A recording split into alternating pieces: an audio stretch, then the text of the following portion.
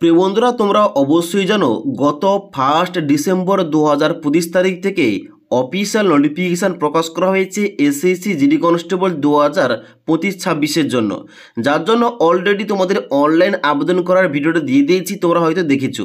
এবার তোমাদের অনেকের এই নোটিফিকেশান সম্বন্ধে অনেক কিছু প্রশ্ন রয়েছে, যেমন এই নতুন নোটিফিকেশান অনুযায়ী এখানে পিইটি পিএসটিতে তোমাদের কি চেক করা হবে, এখানে বেতন কত টাকা পাওয়া যাবে, এখানে এক্সাম সেন্টার কি রয়েছে, পরীক্ষার প্যাটার্ন কি থাকবে এবং এখানে কোন কোন পোস্ট রাখা হয়েছে ইত্যাদি অনেক কিছু। তো আজকের এই ভিডিওটির মাধ্যমে এই নোটিফিকেশান সংক্রান্ত এ টু জেড সম্পূর্ণ তথ্য নিয়ে আলোচনা করব। কারণ অনলাইন আবেদন শুধু করলে হবে না, তোমাদের কিন্তু অবশ্যই এইগুলো জানতে হবে। যারা তোমরা পরীক্ষায় বসবে অবশ্যই তোমরা ভিডিওটি না টেনে শেষ পর্যন্ত দেখে নাও। তোমাদের এই নোটিফিকেশান সংক্রান্ত এ টু জেড সমস্ত কিছু নিয়ে আলোচনা করছি। ওকে, তো অনস্ক্রিন দেখতে পাচ্ছ অফিসিয়াল ফুল নোটিফিকেশানটা ওপেন করে রেখেছি।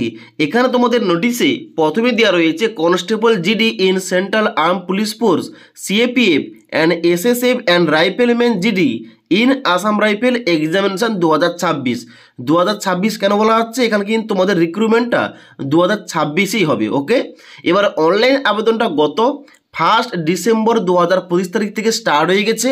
তোমরা অনলাইন আবেদন করতে পারবে 31/12/2025 তারিখ পর্যন্ত। ওকে, এবার যদি তোমরা অ্যাপ্লিকেশন ফর্মে কোনো কিছু অংশে ভুলভাল করে ফেলো তাহলে কিন্তু অবশ্যই তোমরা এখানে এডিট করতে পারবে। এখানে 8 জানুয়ারি 2026 তারিখ থেকে 10 জানুয়ারি 2026 তারিখ পর্যন্ত, এবং এখানে একটা টেন্টেটিভ ডেট দেওয়া রয়েছে। তোমাদের কিন্তু এই এসএসসি জিডি কনস্টেবলের জন্য পরীক্ষাটা হতে পারে আগামী ফেব্রুয়ারি অথবা এপ্রিল 2026-এর মধ্যে। ওকে, এবার সবার প্রথমে 2 নম্বর পয়েন্টে বলা হচ্ছে পে লেভেল সম্বন্ধে, যেখানে তোমাদের কিন্তু বলা হচ্ছে যে পে লেভেল 3 অনুযায়ী তোমাদের বেতন দেওয়া হবে, যেখানে বেসিক পে তোমাদের থাকবে 21,700 টাকা থেকে 69,100 টাকা। এবার এখানে কিন্তু তোমাদের সমস্ত পোস্টের জন্য কিন্তু সেম তোমাদের পে লেভেল দেওয়া হবে, এবং তোমাদের বলে রাখি তোমরা অ্যাপ্রক্স এখানে কিন্তু তোমরা বেতনটা পেয়ে যাবে 25,000 প্লাস। ওকে, এবার এখানে তোমাদের নিচে আবার ভ্যাকেন্সি সম্বন্ধে উল্লেখ করা রয়েছে প্রতিটা পোস্ট অনুযায়ী। তো সবার প্রথমে আমরা দেখে নিই কোন কোন পোস্ট রয়েছে এখানে। তো এখানে রয়েছে বিএসএফ অর্থাৎ বর্ডার সিকিউরিটি ফোর্স, তারপর রয়েছে সিআইএসএফ, তারপর রয়েছে CRPF, SSB, ITBP, Assam rifle এবং তার সঙ্গে সঙ্গে রয়েছে এসএসএফ। ওকে, এবার প্রতিটা আবার ফোর্স অনুযায়ী প্রতিটা পোস্ট অনুযায়ী ডান দিকে এখানে মেল ভ্যাকেন্সি এবং ফিমেলের কিন্তু ভ্যাকেন্সি ভাগ ভাগ করে দেওয়া রয়েছে। আবার এর মধ্যে ক্যাটাগরি অনুযায়ী মানে এসসি, এসটি, ওবিসি, ইডাব্লিউএস এবং ইউআর ক্যাটাগরি অনুযায়ী ভ্যাকেন্সি ডিভাইড করা রয়েছে। তো যদি বলে এখানে মোট ভ্যাকেন্সির কথা, তাহলে এখানে সমস্ত পোস্ট মিলিয়ে মোট এখানে শূন্য পোস্ট সংখ্যা রয়েছে 25,487টি, যার জন্য তোমরা অল ওভার ইন্ডিয়া থেকে ছেলে এবং মেয়েরা অনলাইনে আবেদন করতে পারবে। ওকে, এবার অনলাইন আবেদন করার আগে অবশ্যই নোটিফিকেশানটা চেক করবে। তুমি যে পোস্টটাকে প্রথম রাখতে চাও পোস্ট প্রিফারেন্স হিসাবে, অবশ্যই ওই পোস্টের ভ্যাকেন্সি একবার চেক করবে তোমার ক্যাটাগরি অনুযায়ী। তুমি হয়তো ওবিসি ক্যাটাগরি থেকে বিলং করো, তাহলে তোমার ক্যাটাগরির এখানে কোন পোস্টে বেশি ভ্যাকেন্সি রয়েছে অবশ্যই চেক করে নেবে। ওকে, নেক্সট তোমাদের বলা হচ্ছে 5 নম্বর পয়েন্টে ইম্পর্টেন্ট পয়েন্ট এজ লিমিট। এখানে তোমাদের বয়স সীমা কিন্তু অবশ্যই ক্যালকুলেশন করতে হবে 1/1/2026 তারিখ অনুযায়ী, যেখানে তোমাদের এজ লিমিট চাওয়া হয়েছে 18 থেকে 23 বছরের মধ্যে। তোমাদের যাদের বয়সটা 18 থেকে 23 বছরের মধ্যে তোমরা সবাই এলিজিবল আবেদন করতে পারবে, এবং নিচে আবার SC, ST, OBC, ex serviceman হলে তোমরা কিন্তু বয়সের ছাড়গুলো আপার এজ লিমিটে পেয়ে যাবে। ওকে, নেক্সট গুরুত্বপূর্ণ পয়েন্ট 7 নম্বর পয়েন্টে বলা হচ্ছে এডুকেশনাল কোয়ালিফিকেশান, যেখানে তোমাদের কোয়ালিফিকেশানটাও ক্যালকুলেশন করতে হবে 1/1/2026 তারিখ অনুযায়ী। কোয়ালিফিকেশান কি লাগছে বলা হচ্ছে এখানে, the candidate must have pass the matriculation or 10 class examination, অর্থাৎ শুধুমাত্র মাধ্যমিক পাস করতে হবে, কোনো কিন্তু নাম্বার পার্সেন্টেজের ব্যাপার নেই।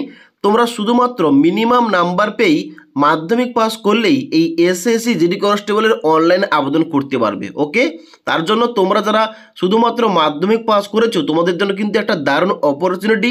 তোমরা অবশ্যই এই সেন্ট্রাল গভর্নমেন্টের জব ভ্যাকেন্সির জন্য বর্তমানে অনলাইন আবেদন করতে পারো। এবার অনলাইন আবেদন করার জন্য অবশ্যই তোমাদের ভিজিট করতে হবে https://ssc.government.in। এবার এখানে গিয়ে তোমাদের কিভাবে অনলাইনে স্টেপ বাই স্টেপ আবেদন করতে হবে এই টপিকে অলরেডি তোমাদের ভিডিও দিয়ে দিয়েছি। দিয়েছি, তোমরা না দেখে থাকলে নিচের লিঙ্ক থেকে দেখতে পারো। এবার এখানে যারা তোমরা অনলাইন আবেদন করবে, অনলাইন আবেদন করার জন্য লাগছে এখানে 100 টাকা। 100 টাকা অনলাইনে পেমেন্ট করে অনলাইন আবেদনটা করতে হবে। এবার এখানে ফিস সম্বন্ধে অনেকের কনফিউশন রয়েছে।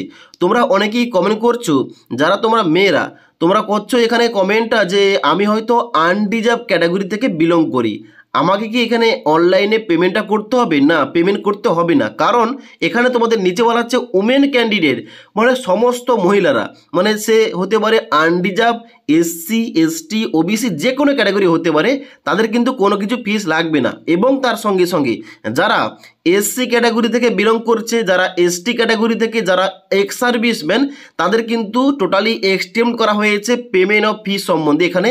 অর্থাৎ এখানে কিন্তু তোমাদের কোনো কিছু পেমেন্ট লাগবে না। অর্থাৎ যারা মেয়েরা এবং যারা এসসি, এসটি, এক্স সার্ভিসম্যান, তাদের কিন্তু কোনো কিছু এখানে পেমেন্ট লাগছে না, তারা বিনামূল্যে অনলাইন আবেদনটা করতে পারবে। ওকে, নেক্সট তোমাদের গুরুত্বপূর্ণ পয়েন্টটা বলে দিই। এখানে 11 নম্বর পয়েন্টে সেন্টার অফ এক্সামিনেশান, এটা কিন্তু অনলাইন আবেদন করার সময় লাগছে। কি লাগছে? এখানে কিন্তু অবশ্যই তোমাদের বাড়ির কাছাকাছি 3টি প্রেফারেন্স তোমাদের দিতে হবে এক্সাম সেন্টারের জন্য। তবে এখানে কিন্তু অবশ্যই তোমাদের এক্সাম সেন্টার প্রেফারেন্সটা তোমাদের এখানে রিজন অনুযায়ী দিতে হবে। এবার আমরা যেহেতু ইস্টার্ন রিজন থেকে বিলং করি, আমাদের দেখতে হবে আমাদের ইস্টার্ন রিজনে কোন কোন এখানে টোটাল সেন্টারগুলো রয়েছে। তো এখানে দেখতে পাচ্ছ 2 নম্বর পয়েন্টে রয়েছে ইস্টার্ন রিজন, যার মধ্যে কোন কোন স্টেট পড়ছে, যার মধ্যে পড়ছে আন্দামান অ্যান্ড নিকোবর আইল্যান্ড, ঝাড়খণ্ড, উড়িষ্যা, সিকিম এবং ওয়েস্ট বেঙ্গল।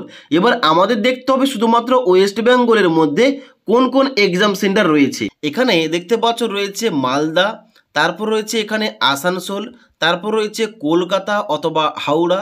তারপর তোমরা কি করবে, নিচের দিকে আসবে, রয়েছে শিলিগুড়ি এবং দুর্গাপুর। তো এই কটি এক্সাম সেন্টার রয়েছে। যখন তোমরা অনলাইন ফর্ম ফিল আপ করবে, অবশ্যই তোমাদের পোস্ট প্রিফারেন্স দিতে হবে 3টি। এবার 3টির মধ্যে তোমার বাড়ির কাছাকাছি যেটা হবে, অবশ্যই কিন্তু তোমরা প্রথম প্রেফারেন্সটা ওই সেন্টারটাই দেবে, কারণ ওখানে তোমাদের পরীক্ষাটা পড়বে। ওকে, নেক্সট এবার সব থেকে গুরুত্বপূর্ণ পয়েন্ট, যেটা এই নতুন নোটিফিকেশান অনুযায়ী এই এসএসসি জিডি কনস্টেবলের জন্য এখানে পরীক্ষার প্যাটার্ন কি থাকবে এবং এখানে কয়টি ধাপে আমাদের সিলেকশন করা হবে। তো সবার প্রথম তোমাদের সিলেকশন প্রসিডিউরটা বলে দিই। এখানে কিন্তু এই তোমরা এসএসসি জিডি কনস্টেবলের জন্য যারা তোমরা অনলাইন আবেদন করছো কিংবা করবে, তোমাদের কিন্তু টোটাল এখানে 4টি ধাপে সিলেকশন করা হবে। প্রথম কি হবে? প্রথম তোমাদের হবে কম্পিউটার বেসড এক্সামিনেশান, মানে তোমাদের লিখিত পরীক্ষা হবে। এবার এই পরীক্ষাটা হওয়ার পর নেক্সট তোমাদের কি হবে? নেক্সট তোমাদের হবে ফিজিক্যাল এফিসিয়েন্সি টেস্ট, মানে পিইটি, এবং ফিজিক্যাল স্ট্যান্ডার্ড টেস্ট, মানে পিএসটি হবে। ওকে, এবার এই যে পিইটি এবং পিএসটি, এখানে তোমাদের দৌড় এবং তার সঙ্গে সঙ্গে এখানে তোমাদের হাইট এখানে কিন্তু চেক করা হবে। ওকে, এবার এইগুলো হওয়ার পর তোমাদের নেক্সট কি হবে? নেক্সট তোমাদের হবে এখানে ডকুমেন্ট ভেরিফিকেশান এবং মেডিকেল এক্সামিনেশান। ওকে, ডকুমেন্ট ভেরিফিকেশান, মেডিকেল এক্সামিনেশান হওয়ার পর তোমাদের কিন্তু এখানে ফাইনাল একটা মেরিট লিস্ট বের করা হবে। ওই লিস্টে তোমাদের নাম থেকে থাকলে অবশ্যই কিন্তু তোমাদের এখানে সিলেকশনটা হয়ে যাবে। এবার তুমি যেভাবে পোস্ট প্রিফারেন্স দিয়েছো, মানে তুমি হয়তো প্রথম রেখেছো সিআরপিএফ, তাহলে তুমি সিআরপিএফের কাট অফ ক্লিয়ার করতে পারলেই তোমাদের কিন্তু ওই পোস্টে চাকরিটা হয়ে যাবে। আশা করি বুঝতে পারলাম। তো এখন তোমরা দেখে নাও তোমাদের যে এখানে সিঙ্গেল সিবিটি হবে, মানে প্রথম তোমাদের যে সিবিটি পরীক্ষাটা হবে, এখানে পরীক্ষার প্যাটার্ন কি থাকবে, কোন কোন পার্ট থেকে তোমাদের কত নম্বরের প্রশ্ন আসবে, এই সম্বন্ধে 12 নম্বর পয়েন্টে বলা হচ্ছে scheme of examination computer based examination, যেখানে বলা হচ্ছে যে তোমাদের টোটাল 80টা প্রশ্ন করা হবে। এবার 80টা প্রশ্নের জন্য প্রতিটি প্রশ্ন থাকবে 2 নাম্বার, মানে তোমাদের 160 নম্বরে তোমাদের লিখিত পরীক্ষা নেওয়া হবে। এবার কোন কোন পার্ট থেকে নেওয়া হবে? এখানে বলা হচ্ছে পার্ট এ থাকবে জেনারেল ইন্টেলিজেন্স এবং রিজনিং, পার্ট বি থাকবে জেনারেল নলেজ এবং জেনারেল অ্যাওয়ারনেস, পার্ট সি থাকবে এলিমেন্টারি ম্যাথমেটিক্স, পার্ট ডি থাকবে ইংলিশ অথবা হিন্দি। তোমরা কিন্তু এখানে ইংলিশটাই চুজ করবে। এবার এখানে তোমাদের মোট যে 160 নম্বরের পরীক্ষা, যার জন্য তোমাদের 60 মিনিট অর্থাৎ 1 ঘন্টা তোমাদের টাইম দেওয়া হবে। আশা করি বুঝতে পারলাম। তো এখানে কিন্তু তোমাদের প্রতিটা পার্ট থেকে 20টা করে কোশ্চেন এবং 40 নাম্বার থাকছে। ওকে, তাদের কিন্তু তোমাদের প্রতিটা পার্ট সমানভাবে গুরুত্ব দিয়ে তোমাদের পড়তে হবে। ওকে, এবার এই সিবিটি পরীক্ষাটা তোমরা কিন্তু অনেকগুলো ভাষায় দিতে পারবে। যেমন নিচে কিন্তু এখানে তোমাদের উদাহরণ দিয়ে বলা রয়েছে, বলা হচ্ছে আসামি, বেঙ্গলি, গুজরাটি, কানাডা, কোঙ্কানি, মালয়ালম, মণিপুরি, মারাঠি, ওড়িয়া, পাঞ্জাবি, তামিল, তেলেগু এবং উর্দু, এতগুলো এক্সাম ল্যাঙ্গুয়েজ রয়েছে। এবার তোমরা কি করবে, এখন অনলাইন আবেদন করবে। তোমাদের দেখিয়েছিলাম যে অনলাইন আবেদন করার সময় মিডিয়াম অফ এখানে তোমাদের যে ল্যাঙ্গুয়েজ রয়েছে ওখানে কিন্তু অবশ্যই তোমাদের বেঙ্গলি সিলেকশন করতে হবে তোমরা যদি বাংলা ভাষায় পরীক্ষাটা দিতে চাও। ওকে, তো বেঙ্গলি কিন্তু দুইবার তোমরা চুজ করবে। এবার কীভাবে তোমাদের এক্সাম ল্যাঙ্গুয়েজ চুজ করতে হবে, কীভাবে তোমাদের পোস্ট প্রিফারেন্স দিতে হবে, কীভাবে তোমাদের এখানে এক্সাম সেন্টার প্রিফারেন্স দিতে হবে, এই সমস্ত কিন্তু নিয়ে অনলাইন আবেদন করার ভিডিওতে আমাদের আলোচনা করে দিয়েছি। এবং তার সঙ্গে সঙ্গে ওখানে বলেছি তোমাদের মোবাইল থেকে কীভাবে ফটো এবং সিগনেচার তোমাদের আপলোড করতে হবে। তার জন্য তোমরা যারা অনলাইন আবেদন করার ভিডিওটি দেখোনি, এই ভিডিওটি দেখার পর অবশ্যই একবার দেখে নেবে। ওকে, নিচে কিন্তু লিঙ্ক দিয়ে রেখেছি। এবার এখানে নেগেটিভ মার্কিং রয়েছে 0.25, মানে তুমি 4টি প্রশ্নের উত্তর ভুল করলে 1 নাম্বার তোমাদের কাটা যাবে। ওকে, তো এবার এই সিবিটি পরীক্ষা হয়ে গেল। এবার এই সিবিটি পরীক্ষার সিলেবাস আবার নিচে কিন্তু দেওয়া রয়েছে 12-1 পয়েন্টে, যেখানে প্রতিটা পার্ট অনুযায়ী তার বিস্তারিত সিলেবাস কী রয়েছে এখানে কিন্তু উল্লেখ করা রয়েছে। এবার তোমরা যদি কমেন্ট করো তাহলে কিন্তু এই বিস্তারিত সিলেবাস অনুযায়ী বাংলা ভাষার সিলেবাস কী থাকবে, সিলেবাস অনুযায়ী তোমাদের বাংলা ভাষার কী কী বইগুলো পড়তে হবে, কারণ তোমরা তো বাংলা ভাষায় পরীক্ষা দেবে, তার জন্য বাংলা ভাষায় কী কী বই রয়েছে A to Z এই টপিকে তোমরা ভিডিও চাইলে নিচে আমাকে অবশ্যই কমেন্ট করে জানাতে পারো। ওকে, তাহলে কিন্তু ওই টপিকে একটা স্পেসিফিক ভিডিও নিয়ে আসবো। এখানে তোমাদের যে পরীক্ষাটা হয়ে গেল, পরীক্ষার পর তোমাদের হবে পিইটি এবং পিএসটি। এবার এই পিইটি এবং পিএসটি তোমাদের কী কী চেক করা হবে এখানে নিচে এই সম্বন্ধে বলা হচ্ছে। প্রথম বলা হচ্ছে পিইটি মানে ফিজিক্যাল এফিসিয়েন্সি টেস্ট, যেখানে বলা হচ্ছে তোমরা যারা ছেলেরা আবেদন করবে তোমাদের রানিংটা এখানে হবে 5 কিলোমিটারের, যার জন্য তোমাদের কমপ্লিট করতে হবে 24 মিনিটের মধ্যে। ওকে, আর যারা তোমরা মেয়েরা আবেদন করবে তোমাদের 1.6 কিলোমিটার রানিংটা কমপ্লিট করতে হবে 8.5 মিনিটের মধ্যে। ওকে, এবার এই যে পিএটি হওয়ার পর নেক্সট তোমাদের হবে পিএসটি, মানে যেখানে তোমাদের হাইট এবং তার সঙ্গে সঙ্গে চেস্ট মেজারমেন্ট করা হবে। তো এখানে হাইট কী লাগছে দেখে নাও। এখানে বলা হচ্ছে ফিজিক্যাল স্ট্যান্ডার্ড টেস্ট মানে পিএসটি, এখানে তোমাদের হাইট চেক করা হবে কত। তোমরা যারা ছেলেরা আবেদন করবে তোমাদের কিন্তু হাইটটা চেক করা হবে 170 সেন্টিমিটার মিনিমাম, এবং তোমাদের এখানে মেয়েদের হাইটটা চেক করা হবে এখানে মিনিমাম 157 সেন্টিমিটার। এবার এখানে তোমাদের নিচে আবার সমস্ত রিজার্ভ ক্যাটাগরি অনুযায়ী এখানে তোমাদের হাইটের ক্ষেত্রে ছাড় দেওয়া হয়েছে। এবার এখানে হাইটের পর তোমাদের এখানে চেক করা হবে চেস্ট, মানে এখানে কিন্তু তোমাদের ছাতিরা চেক করা হবে, তোমাদের মেজারমেন্ট করা হবে। এবার এখানে কিন্তু তোমাদের প্রথমে বলে দিই এখানে কিন্তু মেয়েদের জন্য এখানে কোন রকম চেস্ট মেজারমেন্ট করা হবে না, শুধুমাত্র ছেলেদের জন্য কিন্তু এখানে তোমাদের চেস্টটা মেজারমেন্ট করা হবে। এখানে বলা হচ্ছে তোমাদের ছাতি না ফুলিয়ে হতে হবে 80 সেন্টিমিটার, এবং তোমাদের মিনিমাম 5 সেন্টিমিটার তোমাদের এক্সপেনশন মানে তোমাদের ছাতিটা ফুলে এখানে কিন্তু দেখাতে হবে। ওকে, এখানে 4টি ধাপ কমপ্লিট হওয়ার পর তোমাদের একটা ফাইনাল মেরিট লিস্ট বের করবে। ওই লিস্টে যাদের নাম থাকবে, যারা কাট অফ ক্লিয়ার করতে পারবে তাদের কিন্তু পোস্ট প্রিফারেন্স অনুযায়ী তাদের কিন্তু সিলেকশনটা হয়ে যাবে। তো আশা করি তোমাদের এই নোটিফিকেশান সম্বন্ধে A to Z বুঝতে পারলাম যে তোমাদের এখানে নোটিফিকেশানে A to Z কী বলা হয়েছে।